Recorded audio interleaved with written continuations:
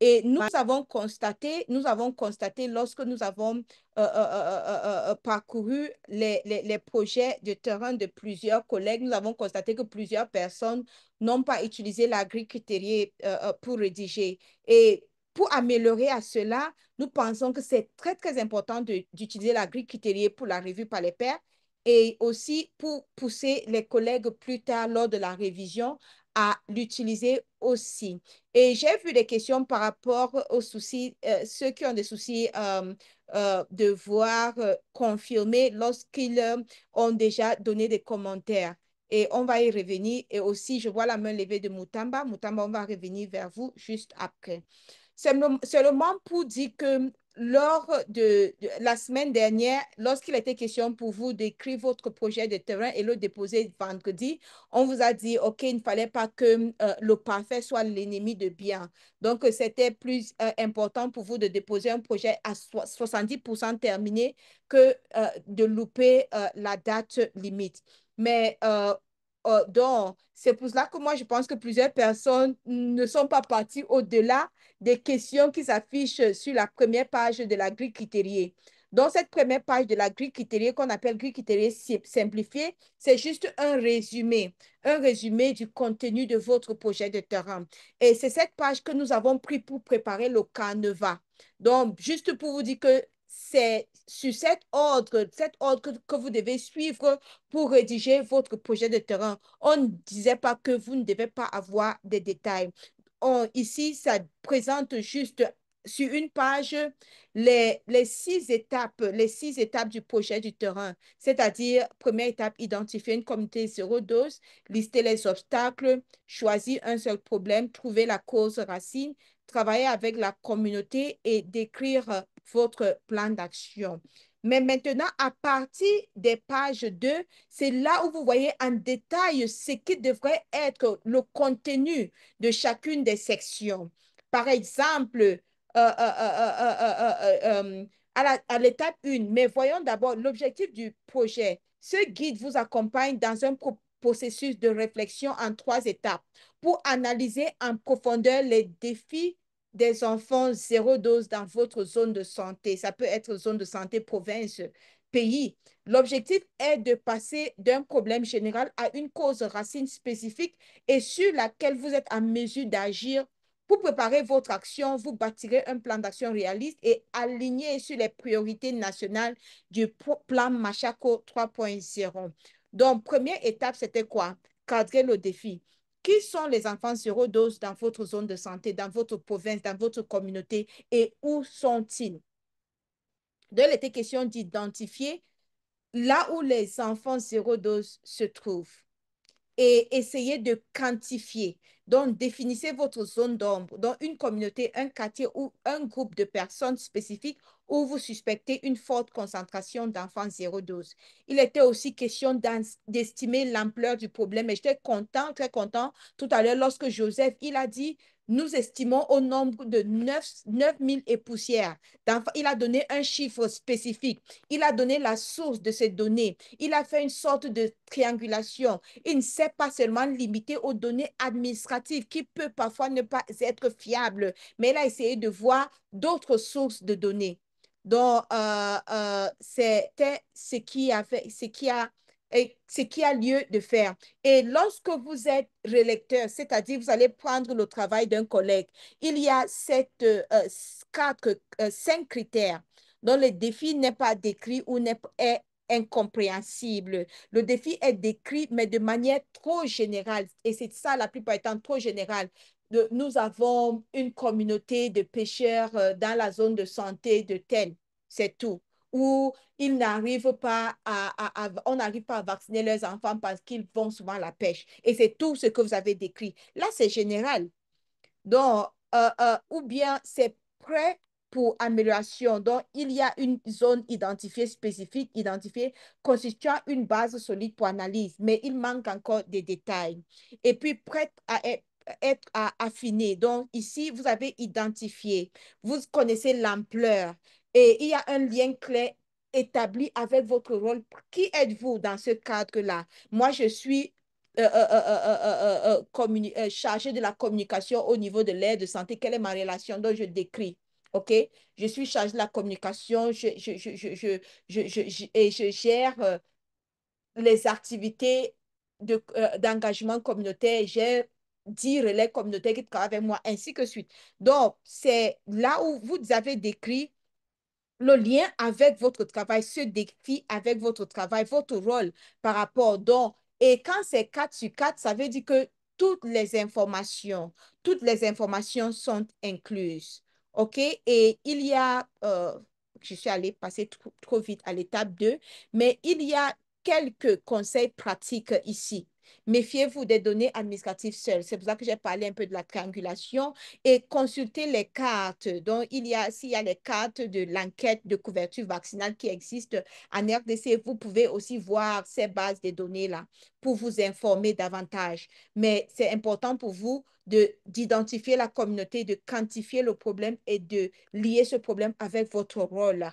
Maintenant, l'étape 2, c'est l'analyse des barrières. Et c'est une étape aussi qui est très, très importante.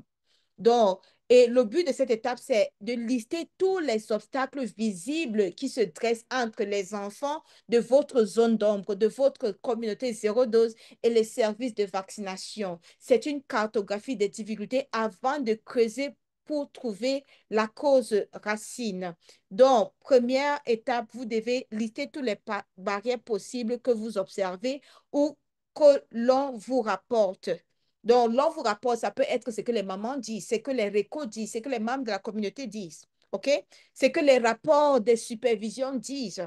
Et puis, essayez de les classer en deux grandes catégories pour mieux organiser vos idées. Les barrières liées à l'offre de services et celles liées à la demande de services. L'offre de services, c'est-à-dire le plan,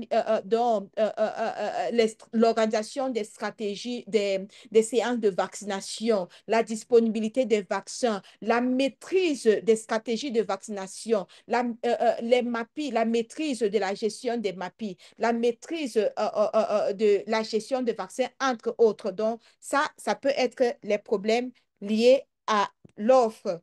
Maintenant, les problèmes liés à la demande, ça peut être quoi? L'occupation des mamans, l'hésitation vaccinale, ainsi que suite. Donc,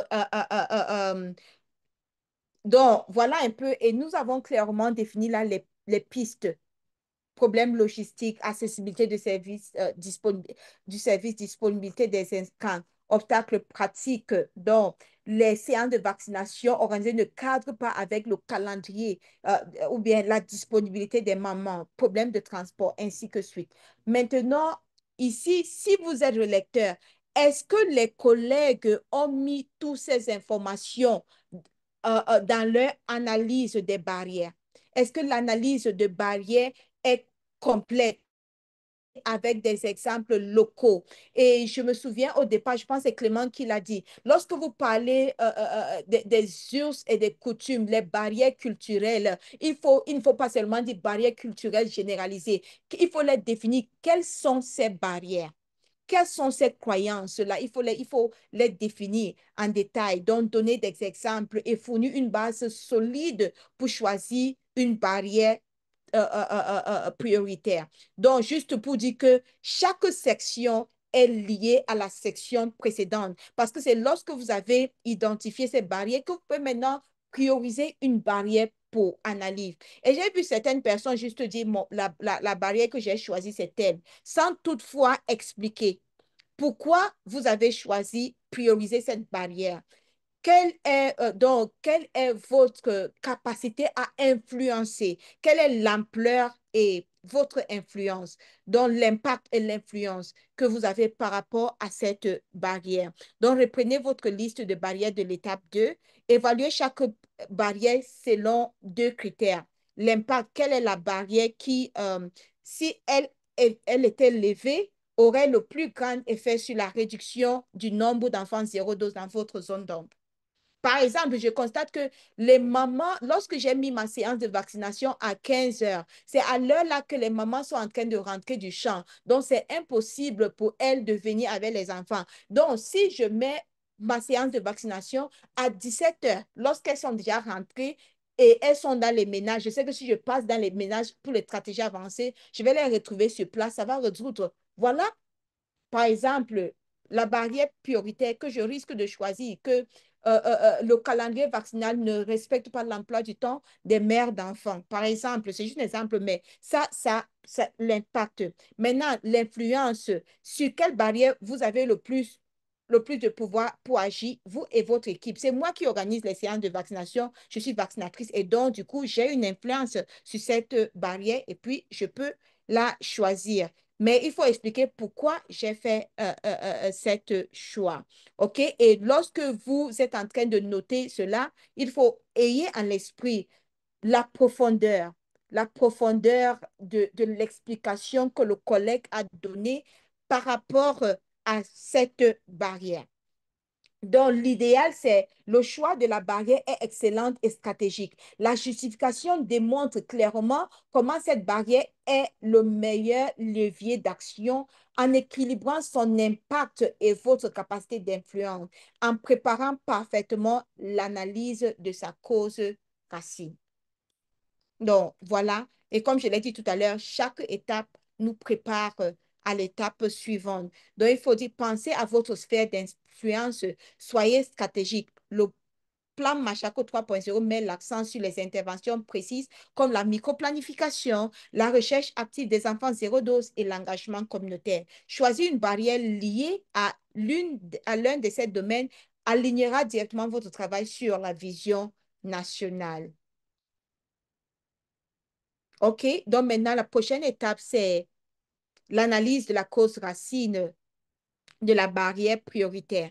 Donc, vous avez choisi une barrière prioritaire sur laquelle vous avez de l'influence. Maintenant, vous devez dépasser les symptômes pour trouver la véritable origine du problème. C'est en agissant sur la cause racine que l'on obtient des changements durables. Et je dis merci à Philippe qui a partagé le document du plan Machako dans le chat. OK? Donc, dans cette étape, vous devez reprendre la barrière unique que vous avez priorisée à l'étape 3 et appliquer la méthode des 5 pourquoi. Demandez pourquoi elle arrive.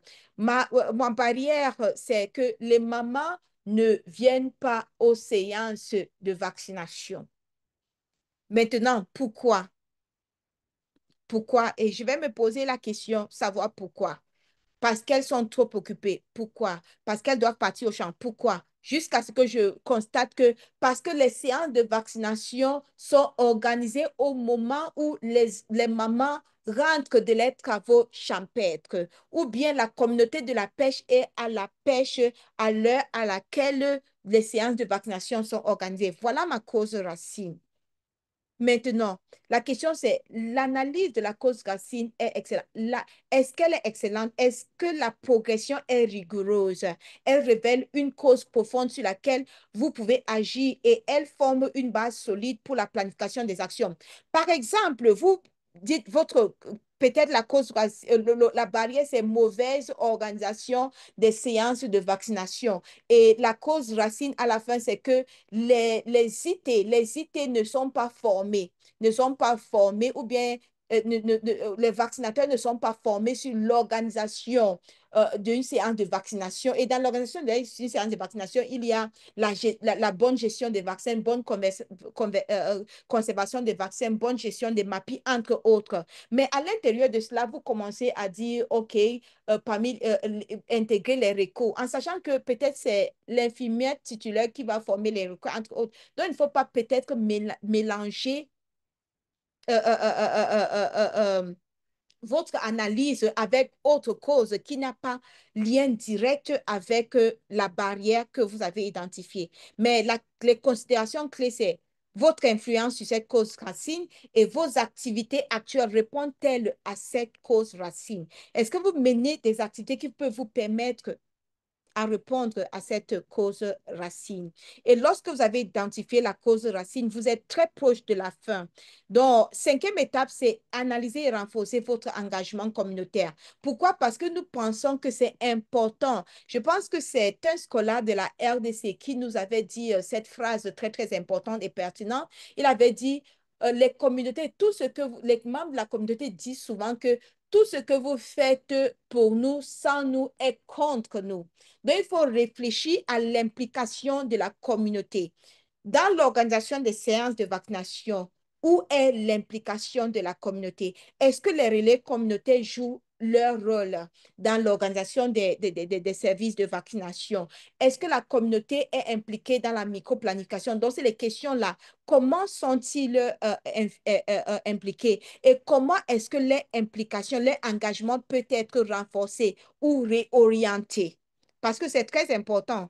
Hein? Si vous dites que les réseaux sont démotivés, comment est-ce qu'on peut valoriser le rôle des relais communautaires? Comment on peut réorienter leur action? Et ne pensez pas que la communauté ici, c'est seulement les membres de la communauté et les réseaux. On peut aussi penser aux autorités locales, donc traditionnelles, religieuses, politico-administratives. Tout ceci fait partie des enseignants à l'école. Donc, toute personne qui peut avoir une voix pour nous permettre d'identifier et atteindre les enfants zéro dose sont les membres de la communauté avec lesquels nous devons nous engager. Donc, d'abord, faites l'inventaire. Quelles sont les activités d'engagement communautaire que vous menez déjà dans votre zone de santé? Par exemple, causerie éducative, réunion avec les leaders, mobilisation par les relais communautaires, etc. Soyez précis et aussi confrontez ces activités à votre analyse. Est-ce que ces activités vous permettent d'identifier et de rattraper les enfants zéro dose? Comment est-ce que vous pouvez réorienter cette activité pour vous permettre de faire cela? Par exemple, si vous avez des relais communautaires polyvalents qui font des visites à domicile dans le cadre d'une autre activité, c'est Ebola ou paludisme ou surveillance des maladies évitables par la vaccination, comment ils peuvent contribuer à l'identification des enfants zéro dose? Donc, ça, c'est les pistes de réflexion. Vos activités actuelles sont-elles la bonne réponse? Donc, cette étape est très, très importante. Prenez la cause racine que vous avez identifiée à l'étape 4 et posez-vous cette question clé. Nos activités actuelles sont-elles vraiment conçues pour résoudre ce problème précis? Donc, lorsque vous lisez les travaux des pairs, il faut avoir tout ceci en tête. Et les questionnements que je présente ici, c'est les mêmes questionnements, c'est les mêmes questions que vous devez poser lors de la revue par les pairs aux collègues pour les pousser à plus de réflexion. Donc, en concevant vos nouvelles activités, gardez ces questions à l'esprit. Est-ce que j'ai vraiment écouté la communauté? Est-ce que j'ai compris le perspective de la communauté? Et j'étais contente d'écouter Nueli tout à l'heure qui nous a dit, elle est descendue sur le terrain pour mieux apprendre, pour mieux euh, euh, avoir les données, pour mieux comprendre la situation. Et comment puis-je renforcer leur pouvoir d'agir? Comment mes actions peuvent-elles aider la communauté à devenir plus autonome dans la gestion de sa santé? Donc, c'est très, très important. Voici quelques exemples que nous avons partagés. Je ne vais pas les relire maintenant, mais je vais tous vous référer vers ces exemples. Et finalement, nous avons l'étape 6, l'élaboration de votre plan d'action. Bâtir votre... Ça commence toujours par un objectif. Il faut formuler votre objectif qui est SMART. Donc, c'est spécifique, c'est mesurable, c'est quelque chose que vous pouvez atteindre, donc vous pouvez agir là-dessus. C'est réalisable et ça a un temps, time bound. Donc, vous devez, par exemple, exemple d'un objectif, c'est former 90% des agents vaccinateurs et des relais communautaires sur l'organisation des séances de vaccination d'ici fin novembre 2025. Là, ça remplit toutes les conditions. Et vous pouvez citer les exemples des objectifs SMART dans le chat par rapport à ce que vous-même vous avez mis dans votre projet. Donc, et détaillez vos activités dans un plan simple et il y a un tableau. Donc, s'il y a des collègues qui ont listé leur plan, s'il vous plaît, en tant que relecteur, il faut leur dire, mettez votre plan dans un tableau et ça doit avoir le quoi, quelle est l'activité concrète, le qui est responsable, le quand, l'échéance et comment. Donc, l'indicateur de suivi qui est très simple. Par exemple, convoquer ou bien dénombrer le nombre de agents vaccinateurs non formés. d'ici la première semaine du mois de novembre. L'indicateur, sûrement, c'est nombre dans liste des agents vaccinateurs non formés. C'est ça. Donc, c'est juste un exemple, mais voilà un peu. Donc, lorsque vous êtes le lecteur, vous voyez, et puis il y a montrer que votre projet s'inscrit dans la vision nationale. Quel axe du plan Machaco? Atteindre les populations cibles, mise en œuvre des approches spécifiques pour atteindre, par exemple, la population des pêcheurs de telle ou telle zone. Génération de la demande, identification, rattrapage et suivi des enfants, gestion des données. Donc là, dénombrement au niveau des aires de santé, formation, ainsi que suite. Renforcement des capacités, ainsi que suite.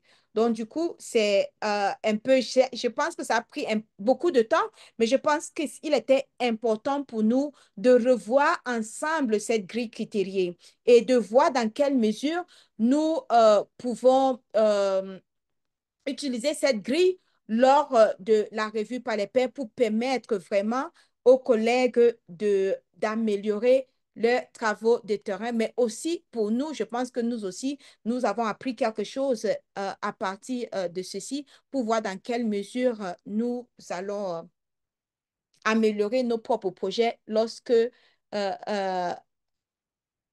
nous allons terminer avec la revue par les pairs d'ici la semaine prochaine.